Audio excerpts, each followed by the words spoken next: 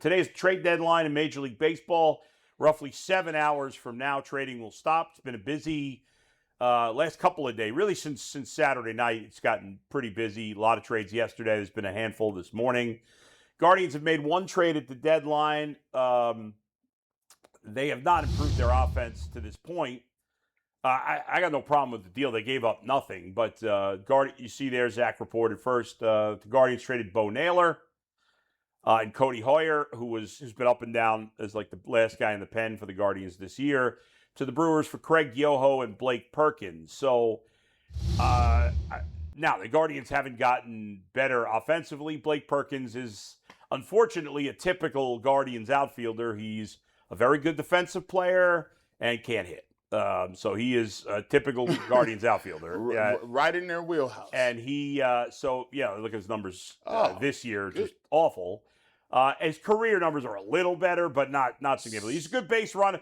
Just like, a good base runner, he'll steal base if he gets on. Right now, he's in Right now, the Guardians put him in AAA. I would think in the next couple of days, he'll be up as a backup outfielder. What are they doing? What? Well, this trade, listen, I'm not criticizing them for this trade because they gave up zero. Bo Naylor was out of the mix. Okay. And Craig Yoho, who they got, who's a relief pitcher, at one point is a pretty good Brewers prospect. They haven't been kind of sure what to do with him yet. This is a guy who the Guardians will turn into a very good pitcher. I'm convinced. So I actually like the deal. People misunderstood me when I said, if this is all they do, I got a problem with it. That's what I said on Twitter, because they didn't improve their offense. And people were like, no, they made this trade for Yoho. I understand they made this trade for Yoho. I was just making a separate point. Yoho is a young pitcher. A lot of talent. You look at the numbers this year. I mean, those, pretty solid numbers, especially his whip. If you look at the whip. So whip, for those who don't know, is walks and hits divided by innings pitched. If you're below 1, for a relief pitcher, you want to be below 1. If you're below 1, that's excellent. If you're below 110, that's good. He's at 081. That's excellent. And the Guardians pick. Now, he's coming from the Brewers, who also have a great infrastructure. So I don't know, it's not like he's coming from like a bad organization where they could really turn him around. But he's always been an intriguing guy, and I think they can get the best out of him. And he hasn't pitched for the Brewers much. He's also got a great last name. It's cool. Which just makes everyone jump on the Yoho bandwagon even more. So I like this deal, but that can't be it. It can't be it. And I just wanted to make it clear that Perkins, even though they got an outfielder, he's no better than anybody else they have. In fact, he's probably worse than most of the guys they have as a hitter. Again, he's a guy on a good team with a good lineup that I'm perfectly fine being my 4th or 5th outfielder because he's a good defender and he can run the base as well. Use him as a pinch runner, and again, he's not this bad a hitter usually, but he's not a good hitter. And so the trade was for Yoho. We'll see if they do anything in the next 7 hours. It's just going to... If they don't get any hitters in the next 7 hours, like real hitters, it's ridiculous. Meanwhile, Tarik Skubal was traded to the Dodgers as the blockbuster move of the weekend. And as much as I am frustrated with the payroll, and I was the one who maybe started this by saying, this is going to be the final straw in a lot of people's eyes, and I think it will be. Ultimately, the Dodgers gave up 2, decent prospects, but I blame the Tigers for this. Like, there's other teams that could have.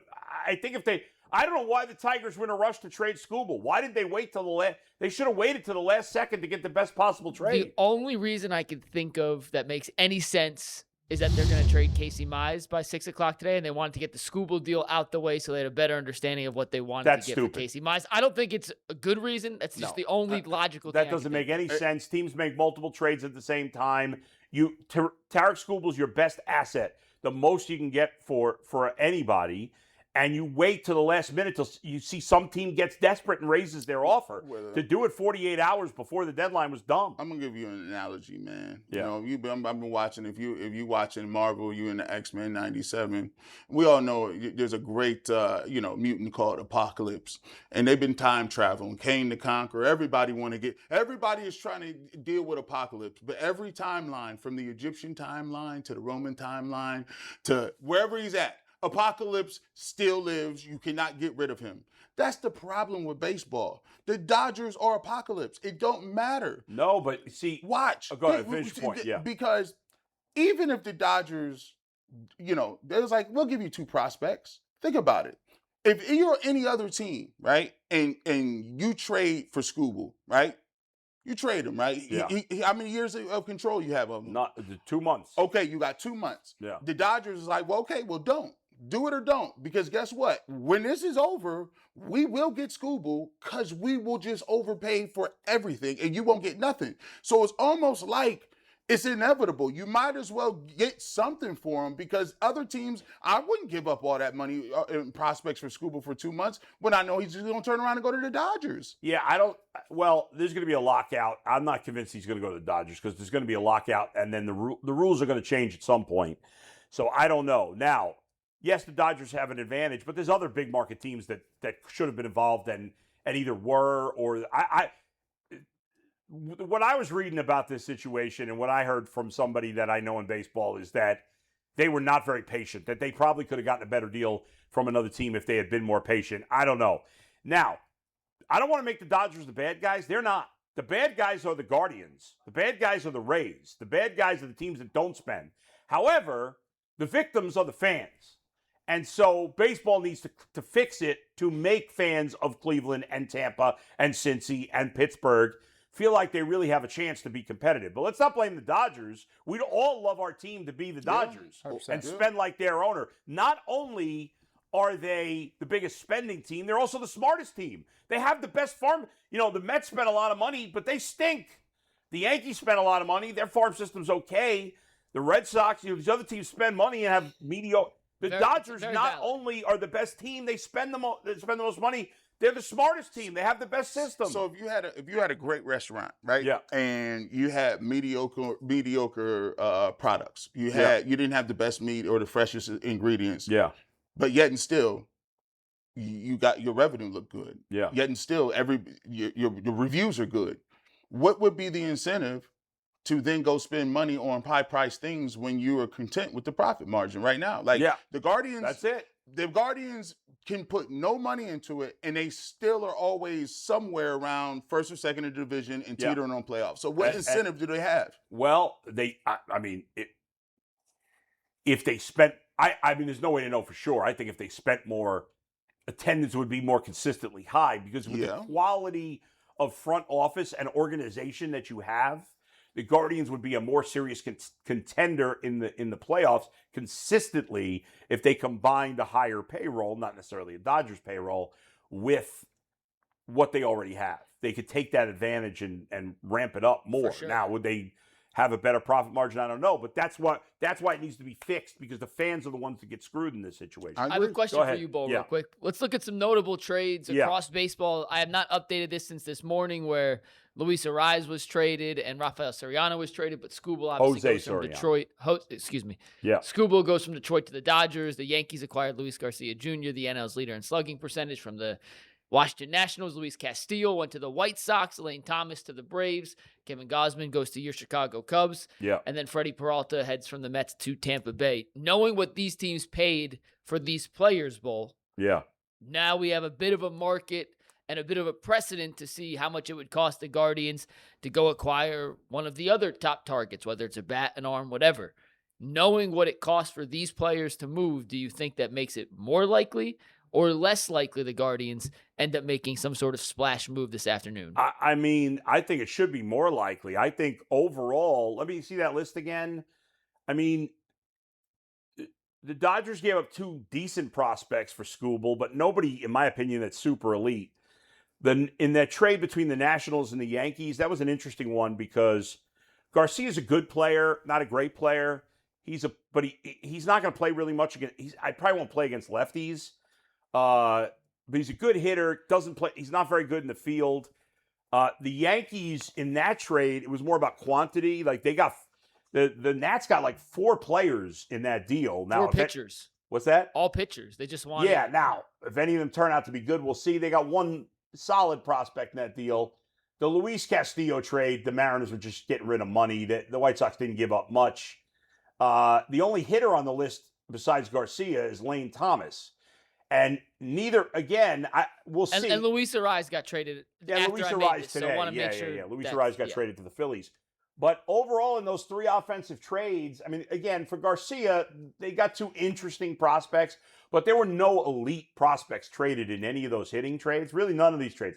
The Cubs gave up 2 mediocre prospects for Gausman. But Peralta, Gausman, Thomas, and Skubal are all rentals. I can't remember if Garcia's a rental. Do you know offhand? He's through 27. So okay, so he's got 1 more year left. Castillo's got, I think, 1 or 2 years left. The second year might be an option. The rest of the guys are rentals. I think Arise is a rental who got traded today. Mets traded a good relief pitcher, 2 good relief pitchers in the last couple of days. A.J. Minter to, I can't remember who he got traded to. Brooks Raley got traded to Philadelphia. So there were a couple of, and no, there's been no elite prospects traded. Zahir Hope is an outfielder that the Dodgers gave up in the Skubal trade. He's ranked top 50 by MLB.com, but there's mixed opinion on how good he's going to be, and you never know. And Anthony Castrovich from Cleveland, great dude. I'm sure a lot of you guys know Anthony. Yeah, of course. He wrote a fascinating article last week about how most prospects that get traded do not pan out. A heavy majority. That's kind of crazy. Only 1 in 4. Wow. Top 100 prospects. Not even like all prospects. If you look at guys that have been ranked in the top 100 by MLB.com, only 25% have to this point a career WAR of 10. Now, career WAR of 10 is not that good. That's like, okay, you're a starter. Depending on how many years you played, you're a starter, whatever. The majority, probably not 80% or more of players, top 100 picks that are traded, turn out to be just average or worse players. You know what I would be fascinated to see? He's giving you the stats of the guys who, you trade for these prospects and only 25% turn out to be anything. I want to see the veteran names that they were traded for. And directly, how great of a season did they have after that? That's true. That's a good point, too. We could ask Anthony. I'll have to text him and ask him to follow up on that. But, I mean, you remember the ones. We all remember that Junior Caminero got traded by the Guardians, and he's been great for Tampa Bay. Yandy Diaz has been great for Tampa Bay also. Almost every other prospect the Guardians have traded in recent years has not panned out for the other team. Not that the veteran they get always pans out either. But so we'll see. But that's why it pays to be aggressive. I get not wanting to trade a Ralphie Velasquez, who feels like a can't miss as the Guardians' best prospect. So unless I was getting Yordan Alvarez or another superstar, I wouldn't trade Ralphie Velasquez. But I'd be open-minded to trading anybody else to get a legitimate bat. Do you think that the calculus with the Guardians is, because they say this is not something new, but it does seem like they're playing younger guys earlier. Do you think that the fact that they have Bazzana here and DeLauder's here and they're playing a ton of games, and Rocchio was another one of those guys where they think they found somebody, do you think they're looking at it like, well, look, we feel good about the guys that we putting out here. We got young guys playing. We just gonna roll with whatever we got because we giving them a shot, and we'll live or die with that. That doesn't have to change for those guys. No matter who the Guardians acquire, Brian Rocchio, Travis Bazzana, and Chase DeLauder, they're not losing at-bats. Mm-hmm. But at this point, I can take Rhys Hoskins at-bats away. Mm-hmm. I can take David Fry's at-bats away. I could take Daniel Schneemann, who just got sent to the minors. I could take his at-bats away. I could take at-bats from Angel Martinez, who's been okay. He doesn't need as many at-bats.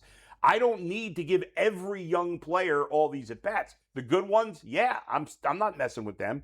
No matter what the Guardians do, it will not take at-bats away from DeLauder, Bazzana, Rocchio, Ramirez, Manzardo maybe, and Kwan probably not. So, but there's 3 other spots in the lineup. Yeah. And even if you say, well, they're not going to replace the catchers, which they're probably going to not, well, there's still 2 other spots in the lineup.